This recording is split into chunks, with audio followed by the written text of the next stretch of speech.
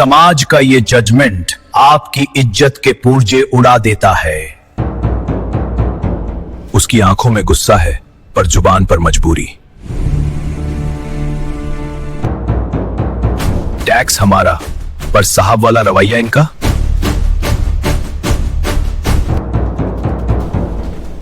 कानून का ये जाल बेकसूर को ही फंसा देता है।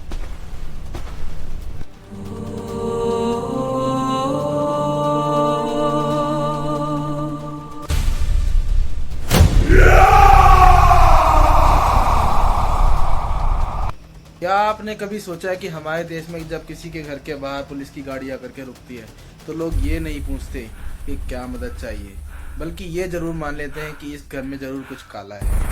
दुनिया के कई देशों में पुलिस को कम्युनिटी हेल्पर माना जाता है। वहाँ पुलिस को देखकर बच्चे मदद के लिए दौड़ते हैं, और हमारे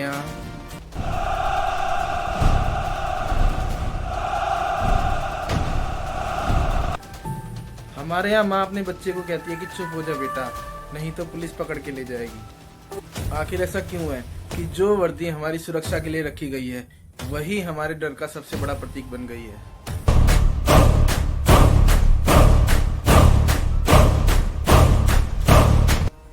आज की वीडियो में हम गहराई से समझेंगे इस फियर साइकोसिस के पीछे का सच। चलिए शुरू करते हैं। देखिए, सरकारी फाइलों में बड़े बड़े अक्षरों में लिखा है पुलिस इज योर फ्रेंड।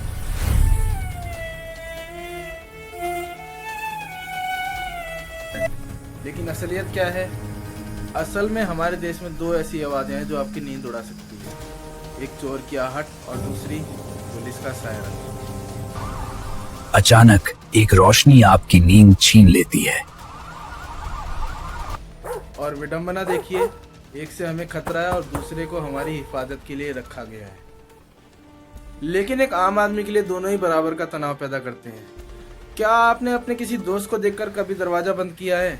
नहीं ना। तो फिर पुलिस को देखकर हम अपना दरवाजा क्यों बंद कर लेते हैं? क्यों एक शरीफ पिता अपने बेटे को ये सलाह देता है कि बेटा कुछ भी हो जाए, थाना कोर्ट कचहरी के चक्कर में कभी मत पड़ना? यहाँ एक बहुत बड़ा सोशल फैक्टर काम करता है। पुलिस का घर आना मदद की निशानी नहीं बल्कि बदनामी का सर्टिफिकेट बन गया है। इसे एक उदाहरण से समझिए। अगर आपके घर डॉक्टर आए तो पूछेंगे क्या बीमारी है, अगर एक इंजीनियर आए तो पूछेंगे क्या काम है, लेकिन एक वर्दी वाला घर आए तो सीधा जजमेंट सुना देंगे कि आपने कुछ गलत किया है।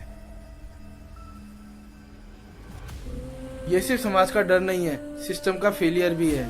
थाने की दीवारों के बीच भाषा का स्तर इतनी जल्दी गिर जाता है कि आपसे तू होने में एक सेकंड का वक्त भी नहीं लगता।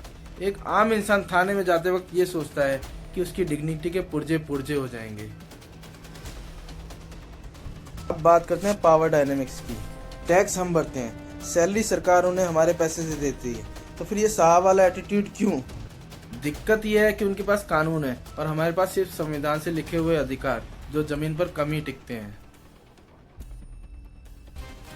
एक कांस्टेबल भी बुजुर्ग से बदतमीजी कर सकता है क्योंकि उसे पता है कि आम आदमी लीगल प्रोसेस से डरता है। पुलिस वाला बेकसूर को थप्पड़ भी मारे तो वो ड्यूटी कहलाती है, लेकिन एक आम आदमी अपना बचाव भी करे तो उसे असॉल्ट ऑन ड्यूटी ऑफिसर का केस लग जाता है।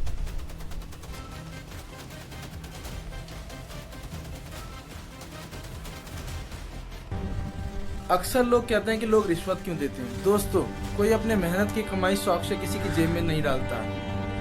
लोग रिश्वत देते हैं अपना वक्त बचाने के लिए। सिस्टम ने ईमानदारी को इतना महंगा और पेचीदा बना दिया है कि इंसान सोचता है पैसे ले लो पर जान छोड़ो। थाने से कोर्ट तक का रास्ता किसी भूलभुलैया से कम नहीं। तारीख पर तारीख सिर्फ सनी देओल का डायलॉग नहीं, एक आम आदमी की जिंदगी की कड़वी सच्चाई है। उन्हें रिश्वतखोरी को एक शॉर्टकट बना दिया है क्योंकि सही रास्ता कांटों से भरा है। लेकिन क्या आप जानते हैं कि हमारी पुलिस ऐसी क्यों है? इसके पीछे एक ऐतिहासिक कारण है। हमारी पुलिस का ढांचा आज भी पुलिस एक्ट ऑफ 1861 पर टिका है। अंग्रेजों ने यह कानून हमें सुरक्षा देने के लिए नहीं बल्कि हमें दबाने के लिए बनाया था। आज देश तो आजाद हो गया, लेकिन क्या पुलिस की मानसिकता आजाद हुई? आज भी सिस्टम उन्हें रूलर्स की तरह और हमें प्रजा या सब्जेक्ट की तरह ट्रीट करता है। सबसे दुखद बात यह है कि आज के दौर में गुनहगार से ज्यादा बेकसूर सहम कर रहता है। क्यों? क्योंकि हमारे यहाँ इंसाफ से ज्यादा परेशानी दी जाती है।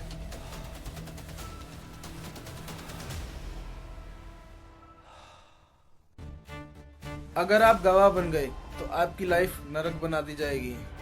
बार बार चक्कर काटना, धमकियां मिलना, ये सब एक आम आदमी को सिस्टम से दूर भागने के लिए मजबूर करता है।